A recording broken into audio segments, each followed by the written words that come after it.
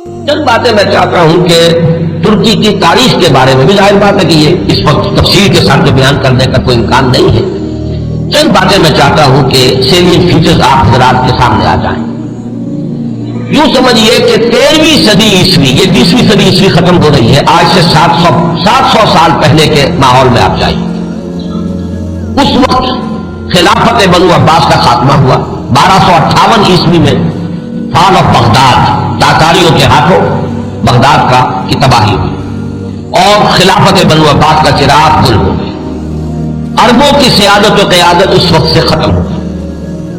جو خلا پیدا ہوا وہ اس قوم نے پر کیا جن کے ہاتھوں عذاب آیا تھا. ہے آیا فتنہ تاتار کے افسانے سے، پاسما مل گئے کعبے کو صنم کھانے سے. ایک انٹرم پیریڈ تو ایسا گزرا ہے کہ جس میں طوائف الملوک کی تھی. ظاہر بات ہے کوئی بڑی تہذیب، بڑا تمدن، بڑی سلطنت ختم ہوتی ہے تو دوبارہ اس کی جگہ پر کسی دوسرے اسٹرکچر کے بننے میں وقت لگتا ہے. درمیان میں وہ طوائف الملوک کی چھوٹے چھوٹے سلطان، چھوٹے چھوٹے عمراء، چھوٹی چھوٹی حکومتیں پورے عالم اسلام. لیکن رفتہ رفتہ یہ جو ترک ایک اصل میں یہ سمجھیے کہ ایک نسل ہے، قوم ہے. ہم مغل کو علیحدہ سمجھتے ہیں، ترکوں کا اصل میں ملک بھی ترک ہے. یہ سب ترکان ہیں، ان کی مختلف نسلیں. ترکان تیموری کو ہم مغل کہتے ہیں. ترکان صفوی کی حکومت قائم ہوئی ایران میں. ترکان تیموری یعنی مغلوں کی بہت بڑی مملکت قائم ہوئی ہندوستان میں. ترکان سلجوقی سب سے پہلے دائرہ اسلام میں داخل ہوئے تھے اور وہ خلافت بنو عباس کے دور میں ہی بہت کافی پاورفل ہو چکے تھے. چھوٹے چھوٹے علاقوں میں ان کی حکومتیں تھیں. اسی زمانے میں مشرق و مغرب میں ہر جگہ پر پورے عالم اسلام میں سب سے زیادہ مضبوط حکومتیں جو تھیں وہ غلاموں کی تھیں. ہندوستان میں 1206 میں دلی کے تخت پر قطب الدین ایبک بیٹھے غلام تھے. پھر وہ التتمش کے سب خاندان غلامہ ہیں. ادھر مصر میں مضبوط حکومتیں دو ہی تھیں. ہندوستان میں خاندان غلامہ کی، ادھر مصر میں مملوک کہتے ہیں غلام کو، ملکیت ہے. یہ سب ترک ہیں. تو ان دونوں کی حکومتیں عظیم ترین قائم ہوئی. ہندوستان میں تو دور کئی آئے. ہندوستان میں پہلے خاندان غلامہ، پھر خلجی، لودھی، سادات، مختلف خاندان، کچھ 350 برس تو اس میں گزرے. 1206 سے 1526 تک 320 برس میں یہ کئی خاندانوں کی حکومتیں توڑ پھوڑ ہوتی رہی. پھر 1526 سے مغل آئے. کہنے کو تو 1857 تک رہے، لیکن حقیقت میں 150 برس ہے ان کے، جن کو کہا جائے کہ صحیح ان کی عظمت کا دور. یہ جو 6 بادشاہ ہیں، بابر، ہمایوں کا تو خیر نہ ہی شمار کیا جائے، اکبر ہے، جہانگیر ہے، شاہجہاں ہے، اورنگزیب. اس کے بعد جو ہے طوائف الملوک ہندوستان میں بھی ہو گئی.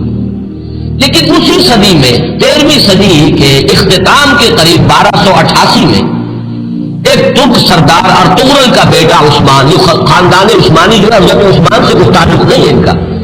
یہ اکثر لوگ چونکہ اس میں بھی مغالطے میں دیکھا بڑے بڑے پڑھے لکھے لوگ، امریکہ کے ڈاکٹرز بھی اس مغالطے میں تھے کہ شاید ان کا تعلق حضرت عثمان سے، جیسے بنو عباس کا حضرت عباس سے ہے تو یہ عثمانی سلطنت جو ہے یہ شاید یہ حضرت عثمان کی نسل سے. اس کو تعلق نہیں، یہ تو ترک ہے. عثمان بیگ اس کا نام تھا سردار کا. اس نے چھوٹی سی حکومت قائم کی. ویسے تمام مسلمانوں کی حکومتیں تھی. اناطولیا پورا کا پورا جو ہے مسلمانوں کا تھا، مختلف چھوٹی چھوٹی ریاستیں.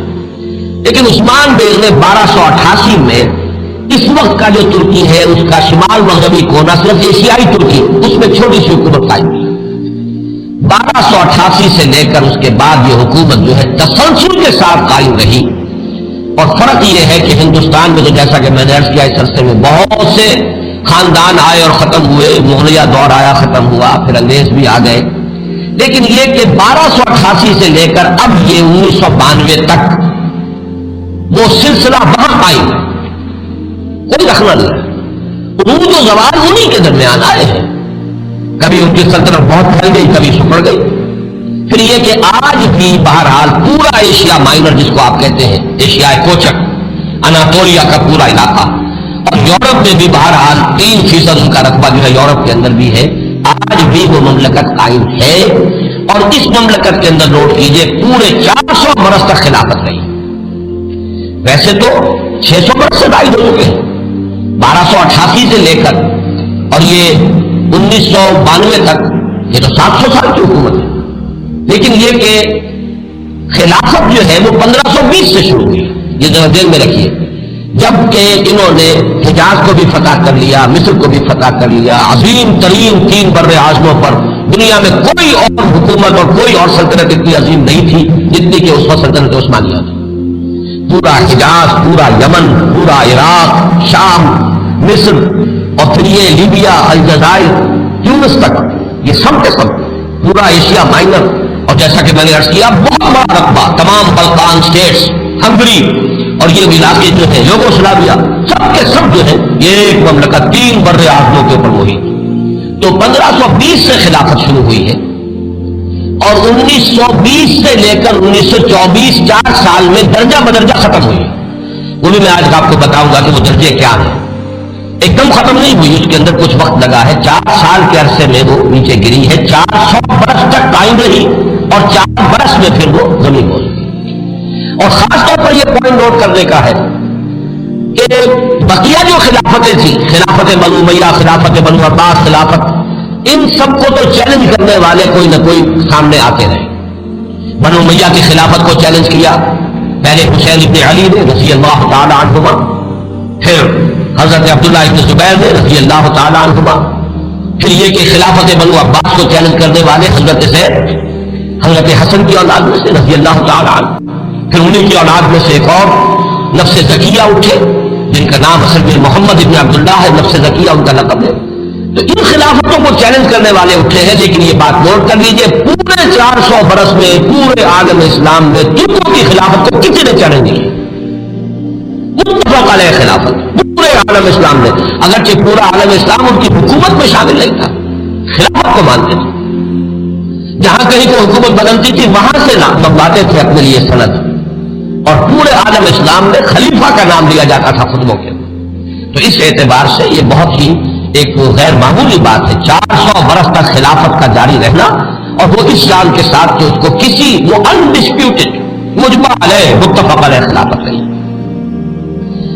اس میں سے ذرا میں چاہتا ہوں کہ تھوڑا سا جغرافی کا بھی آپ اپنے ذہن میں اور وہاں کا جو مسئلہ ہے وہ جما دیجیے۔